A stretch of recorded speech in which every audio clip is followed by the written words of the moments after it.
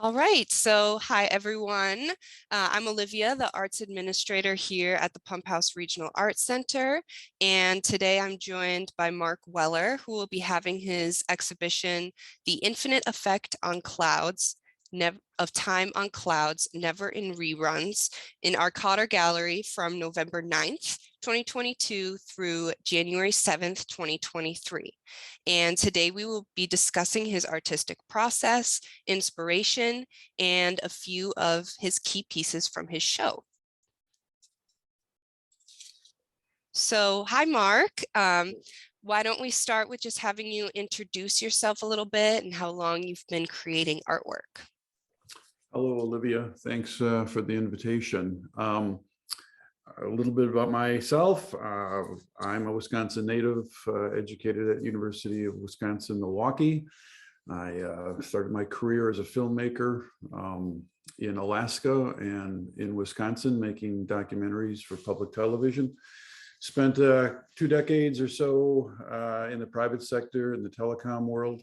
But for the last 25 years or so, I've dedicated myself to photography. And the last handful of years, 6, 7, 8 maybe, I've been doing time stacking photography. I've been in the last 2.5 years or so, I've been in 113 exhibitions. 16 of those exhibitions were at art museums, 97 were in galleries in places like New York, Boston, Toronto, Chicago, Dallas, San Francisco, Santa Fe, Portland, London, as well as many galleries and museums here in Wisconsin. I'm represented by David Hummer at the D. Anthony Gallery in Wausau, and also by Margaret LeMay at the Integrated Art Group in Madison.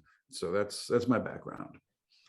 And what started the move from filmmaking into photography? What inspired you to take a slightly different route with that? Well, filmmaking is hard. It's a team effort. It's an absolute team effort with videographers, sound recorders, editors, executive producers, et cetera, and I enjoyed that. I had a great run. But photography is a much more individual sport as it is. And I like that, just having total control of my art. That's not to denigrate the team aspect of making films, but this was a better fit in the final analysis. Okay. All right. Well, looking into some of the work that you're going to be having here at the Pump House, one of my initial questions is, when did you start moving from did you start with just regular photography, or when did you start doing this concept of time stacking images over each other? Yeah, I started out like everybody does with very traditional photography, landscapes, portraits, topics of that nature. And there's nothing wrong with that, obviously.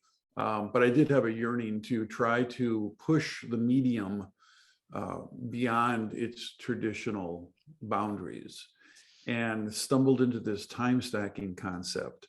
And it was just like a light bulb went off. I had a passion for photography, but now it's increased significantly. Traditional photography, essentially, Olivia, if I took a picture of you, I sat you in the studio, lit you, took a picture of you, your 3 dimensions, your height, your width, your depth. And excuse me, what I was interested in is exploring the 4th dimension, time. And this comes from my days when I was working as an astrophotographer, taking pictures of stars.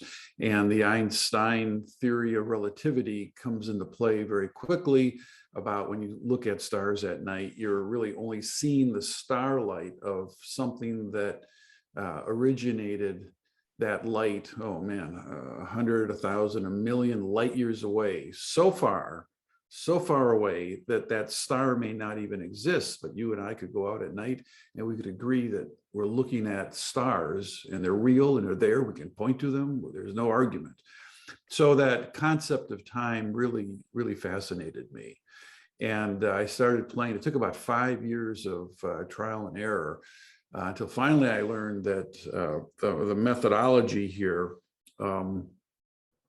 is to take multiple images, sometimes 100, sometimes even more, of the same image, but each exposure is separated by some measure of time. So it's a second or 2 seconds or 5 seconds or 10 seconds. So after you capture 100 images with each exposure separated by a unit of time, you've captured 4, 5, 6, 7, 8 minutes of data. And then I compress that into a single frame.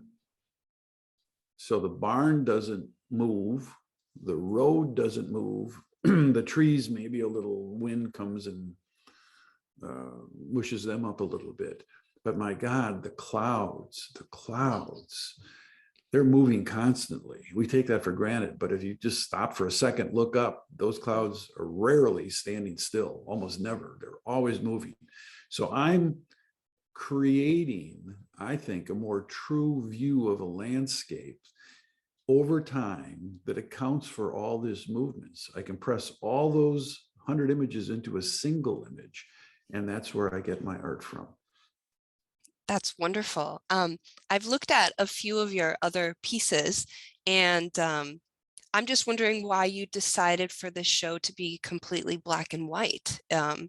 Was there a reason behind that, or you just decided? Well, I guess I just decided, but black and white has very long traditions in the history of photography. So any serious photographer always considers what would this look like in black and white. I never start the process by saying, oh, this will be a good black and white one. But clouds in particular lend themselves to a black and white presentation. You just get I think a better sense of what clouds look like as they're moving, as they are revealing themselves in a more truthful manner than you would if it was a color all the time. Although, don't get me wrong, I do color, but I thought this would be black and white. The show at the Pump House is kind of unique. This is the first time I've done an all black and white film presentation, a gallery presentation. And it's the first time that all 6 of these pieces are going to be in the same show. 4 of them are brand new. And the Pump House gets the nod here because I'm also in London, and there will only be 5 there. So the Pump House is going to have kind of the world premiere of this entire collection, these 6 pieces. Oh, that's so exciting. We're very excited for it to be here. Is there anything specific you would like to say about this piece? It's going to rain. Yeah, this, I'm a product of the upper Midwest. I love where I live. I love where I've grown up. I love the time that I have spent here, which is, other than my time in Alaska, is where I've lived. And there's just a signature look. Clouds, they're never in reruns. They are these almost ever-present elements of life on the prairie, life in the woods, life along the Mississippi, life along the Great Lakes here. And this one in particular, I think, shows the dichotomy of a farm right when this looks like maybe 2 or 3 weeks after planting, and you've seen this 1,000 times by driving around the Midwest, where there is such potential. What's going to happen, but it's a kind of exciting process to watch. Of course, it represents summer. Who doesn't love summer? Mm-hmm. And but this symbiotic relationship between what these clouds are going to bring to where this crop is, where this farm is going to end up. And you need water. Water is life. I do a lot of photography around water as a central theme. And here it is titled, Soon It's Going to Rain. And it just struck me when I was out looking for subjects that this is a handshake between what could be construed as threatening looking clouds, but in fact are life-giving clouds. Wonderful, wonderful. So the next piece that you specifically chose to talk about today is Storm at Wilkie Prairie Reserve. Yeah, this is one of my favorites. So this was taken during the pandemic. This was something that I worked with the museum on. What life, what kind of art can we produce that is pandemic related was essentially the challenge. And, this is a threatening sky. Make no, there's no argument there. This is a serious storm that is coming. And my sense was this represents the pandemic. And if you think about rain, rain is very non-discriminatory. If you walk outside, you are going to probably get hit. Everything's going to get hit. It's ubiquitous with rain. But if you look closer at this image, you'll see a barn. It's kind of center lower. And on the side of that barn is a star, a barn quilt. And I felt that, and what I was trying to imply here is that, yes, there's a storm. Yes, bad things may be happening. Yes, we can't control that storm, but that barn is a symbol of hearth and home. And we were told during the pandemic, stay home, stay home. And that star on the star quilt, in my mind, represents hope. The Star of David, the Star of Bethlehem, the Stars and Stripes, the North Star. Excuse me. That's, pardon me, that's a very positive element in this piece. So I wanted to show COVID coming, bringing bad things, but if we followed, oh, my goodness, pardon me. If we followed it, there is safety at home. It's a really great story behind it, and a small detail that if you're just viewing it once in person, you might not notice. So I appreciate that background story. It's nice to hear. And then the last piece that you wanted to focus on was Storm over Mendota. Boy, pardon me. This is hay fever season. Yes. And it comes and goes. I love this piece. This is Lake Mendota in Madison, looking towards the Capitol. If you look really, really, really close, there's a little bump on the far horizon. That's the state capitol. So that will orientate you. This is taken at Governor Nelson State Park, looking east. And this storm was just magnificent. Kind of in the lower right quadrant, you see the more traditional white clouds, kind of big and fluffy.